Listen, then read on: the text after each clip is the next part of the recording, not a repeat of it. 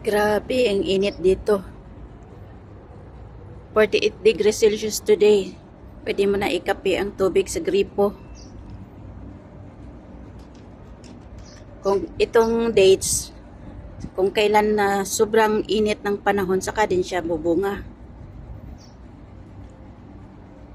Bubunga lang talaga siya pag once a year lang siya magbunga.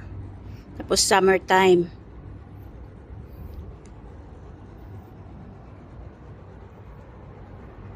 Grabe ang init.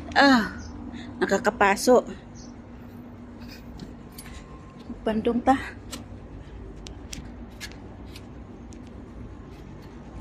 I know you're everything that I've been looking for.